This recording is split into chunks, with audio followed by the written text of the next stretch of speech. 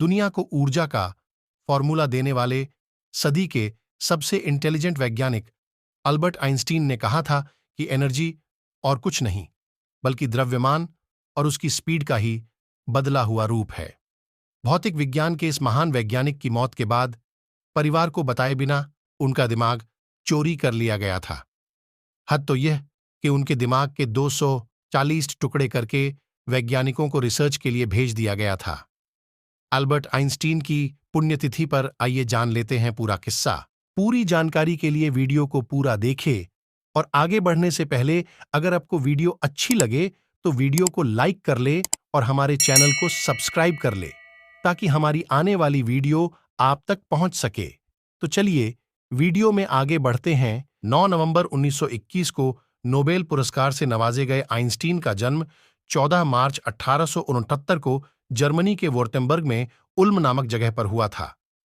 उनके माता पिता धर्मनिरपेक्ष यहूदी थे। महज 5 साल की उम्र में पहली बार कंपास देखा तो उन्हें बहुत आश्चर्य हुआ था। इससे उनके मन में ब्रह्मांड की अदृश्य शक्तियों के बारे में आकर्षण पैदा हुआ था। पहली बार 12 साल की उम्र में ज्यामिति की किताब को देखा और प्यार से उसे पवित्र छोटी ज्यामिति पुस्तक कहने लगे। इसके बावजूद मध्यम वर्गीय आइंस्टीन को युवावस्था में कोई लक्ष्य नहीं दिख रहा था, पर 1915 में सामान्य सापेक्षता का सिद्धांत विकसित कर लिया। इसके 6 साल बाद ही 1921 में उन्हें भौतिकी के लिए नोबेल पुरस्कार से सम्मानित किया गया था। अस्पताल में बोले गए अंतिम शब्द हमेशा के लिए खो गए। 18 अप्रैल 1955 को अल्बर्ट आइंस्टीन की पेट की गंभीर समस्या के चलते अस्पताल में मौत हो गई। अपने घुंघराले बालों से दुनिया भर में पहचाने गए आइंस्टीन के निधन के बाद उनका पोस्टमार्टम किया गया था। अपनी मौत से ठीक पहले रात में 1:15 बजे इस महान वैज्ञानिक ने जर्मन भाषा में कुछ शब्द कहे थे। बेटे ने किया था दावा। शरीर से दिमाग गायब। आइंस्टीन की मौत के बाद न्यू जर्सी के ट्रेंटन में उनको दफन कर दिया गया। हालांकि इसके अगले ही दिन उनके बेटे हांस अल्बर्ट ने दावा किया था कि ताबूत में रखा आइंस्टीन का शरीर पूरा नहीं था। इस बारे में न्यूयॉर्क टाइम्स ने अपने फ्रंट पेज पर एक आर्टिकल प्रकाशित किया था। इसमें दावा किया था कि थ्योरी ऑफ रिलेटिविटी और न्यूक्लियर फिजन के विकास को संभव बनाने वाले आइंस्टीन के दिमाग को स्टडी के लिए निकाल लिया गया था।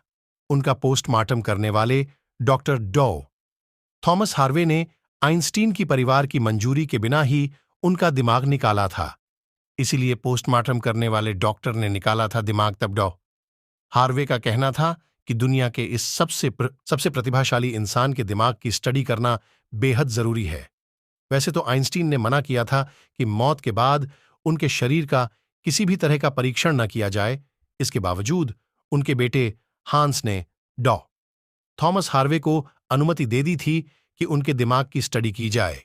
हांस का कहना था कि हार्वे दुनिया की भलाई के लिए काम कर रहे हैं। रिसर्च के लिए भेजे गए थे दिमाग के टुकड़े तब हार्वे ने आइंस्टीन के दिमाग की दर्जनों तस्वीरें खींची थीं। इसके बाद उनके दिमाग को 240 टुकड़ों में काटकर कुछ और वैज्ञानिकों को रिसर्च के लिए भेजा था। बताया जाता है कि हार्वे ने आइंस्टीन के दिमाग का हिस्सा एक साइडर बॉक्स में रिसर्च के लिए दूसरे वैज्ञानिकों तक पहुंचाया था। साल 1985 में हार्वे ने 1985 आइंस्टीन के दिमाग पर एक पेपर प्रकाशित किया था। इसमें उन्होंने लिखा था कि यह दिमाग किसी एवरेज दिमाग से अलग ही दिखता है, इसीलिए यह अलग से तरह से काम करता है।